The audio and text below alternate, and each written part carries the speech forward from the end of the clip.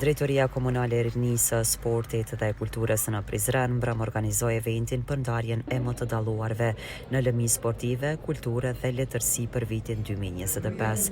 Me këtë rast, kryetari i Komunës së Prizrenit, Shaqir Totaj, ka përshëndetur këtë event dhe tha se talentet e këtij viti i uroi për më shumë suksese në të ardhmen, kurse për ndarjen e këtyre mirënjohjeve dhe komisionit përkatës ka folur ushtruesi i detyrës së drejtorit të DKRS-s në Prizren, Kreshnik Krasniqi.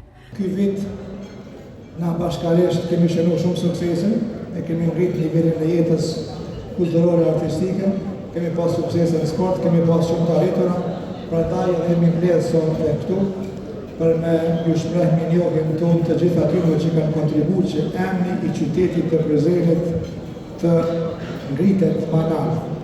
Edhe jam shumë i sigurt që me këtë tempo, me këtë intensitet, me këtë përkushtim, akoma më tepër do të dëgjohet për neve bashkë, sepse ne do të vazhdojmë bashkë përpara në drejtim të arritjes së sukseseve akoma më të mëdha.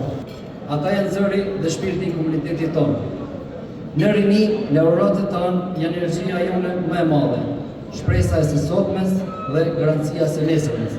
Me ide tuaja ju përdortoni një shoqëri më të hapur, më të drejtë dhe më të fortë. Në sport, laureatët e këtij vitit janë shembull disipline, sakrifice dhe lojë të ndershme.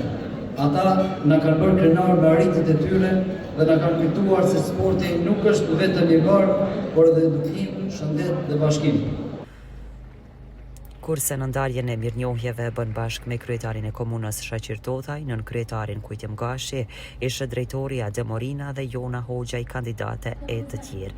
Sadete Sadikaj, drejtoreshe bibliotekës, me këtë rast, u ndan mirënjohje për sportistës si futbollist, boksier mundës, pasaj lëmive sportive, artist në letërsi, i u nda dhe shpërblimi i vitit Ilam Berishës dhe shtëpis botuese Fidani e shumë shpërblimet e tjera si gazetar të vitit SHK më aktiv si malsori, pastaj lidhja e Prizrenit dhe personalitetet të rinisë, kulturës, sportit dhe veprimtarive letrare e kulturore.